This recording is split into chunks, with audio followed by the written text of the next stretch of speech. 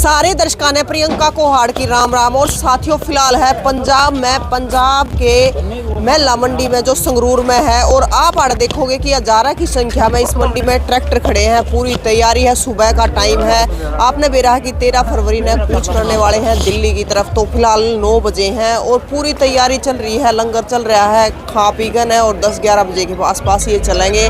तो मतलब आप देखोगे कि मतलब कितनी संख्या में ट्रैक्टर खड़े हैं, पूरी तैयारी चल रही है। इनके पीछे ट्रेली खड़ी है क्योंकि जो ट्रेलियां हैं उनमें कई महीने का राशन पानी है कि मतलब दिल्ली की तरफ अगर कूच कराएंगे तो साथ में राशन पानी लेकर भी चल रहे हैं ये।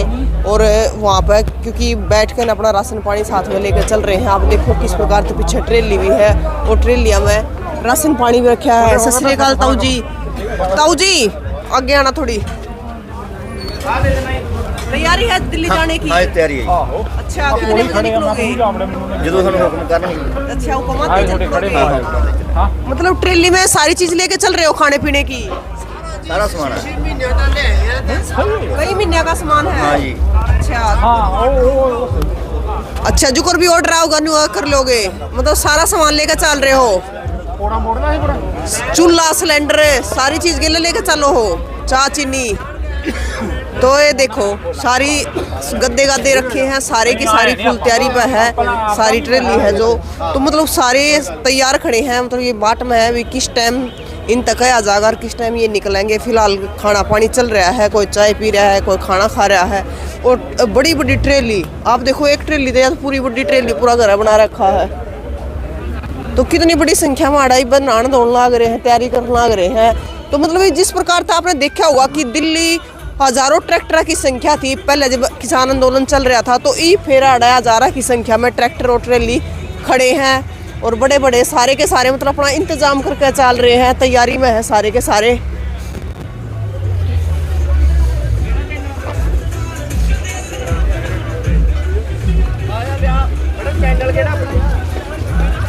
हरियाणा कितने बजे निकलोगे?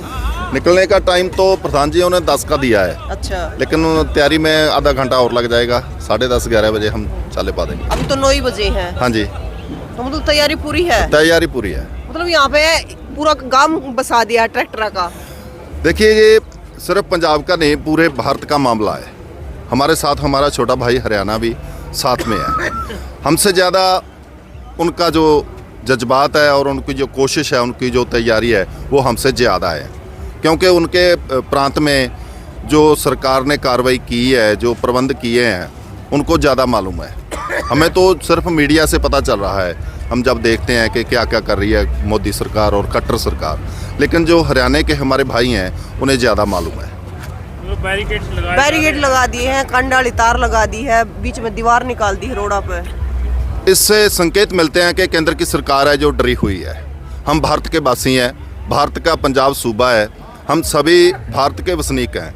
जब भारत की सरकार हमसे मिलना नहीं चाहती तो हमें फिर साथ क्यों रखा है? फिर जब कोई बोलता है तो कहते हैं कि खालिस्तान मांगते हैं। अब खालिस्तान तो सरकार ने आप ही बना दिया।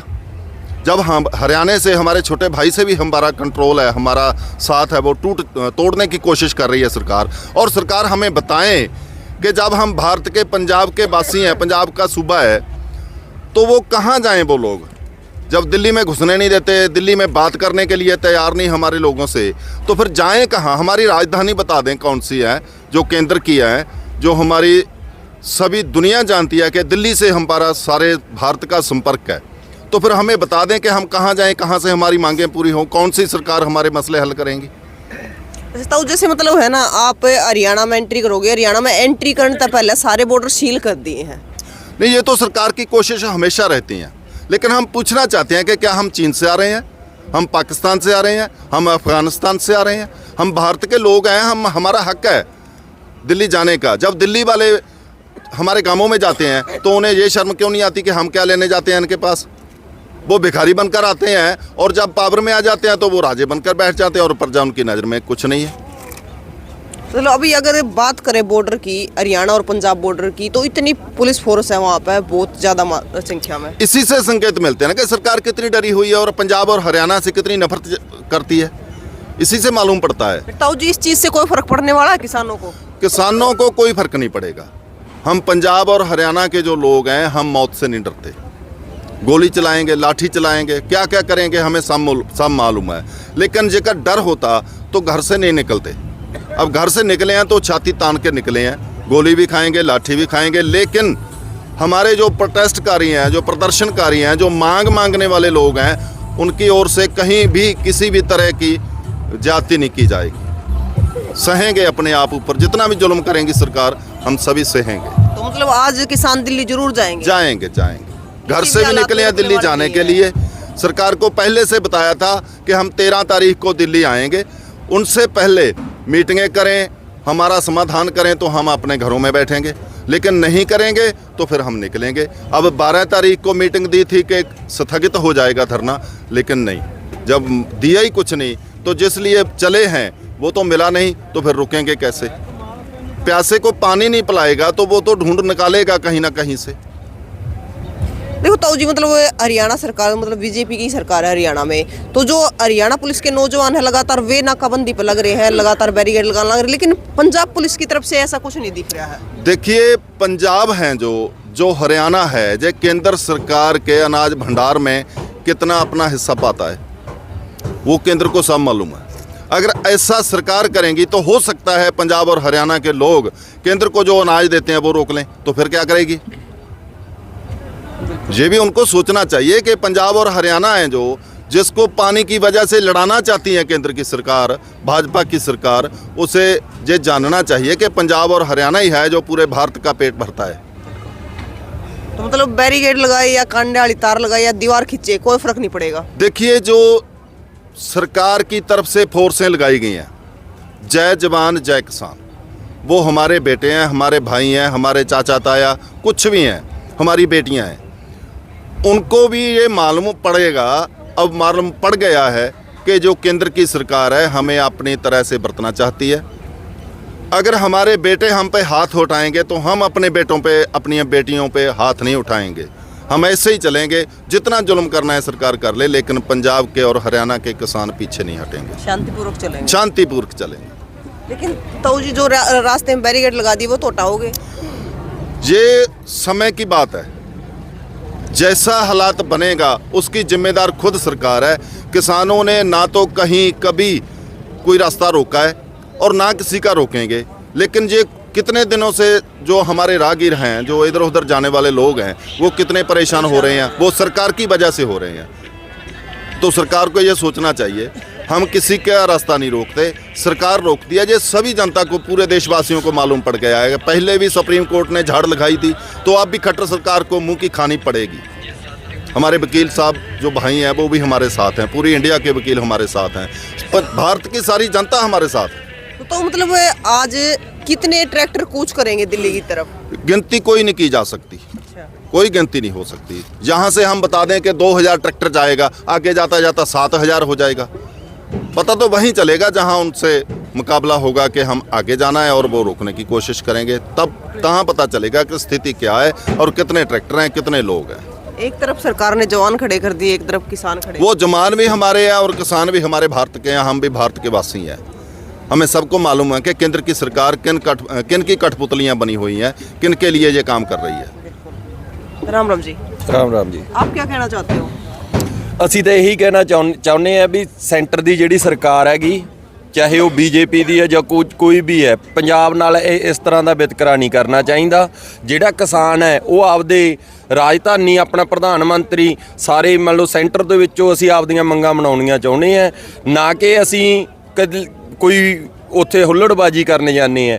ਅਸੀਂ ਆਪਦੇ ਪ੍ਰਧਾਨ ਮੰਤਰੀ ਨੂੰ ਇਹ ਕਹਿਣਾ ਚਾਹੁੰਦੇ ਆ ਵੀ ਅਸੀਂ ਕਿਸਾਨ ਆ, ਸਾਨੂੰ ਆਹ ਦਿੱਕਤ ਹੈ, ਸਾਨੂੰ ਆਹ ਮੁਆਵਜ਼ਾ ਜਾਂ ਸਾਡਾ ਆਹ ਤਕਲੀਫ ਹੈ ਉਹਨਾਂ ਨੂੰ ਪੂਰਾ ਕੀਤਾ ਜਾਵੇ।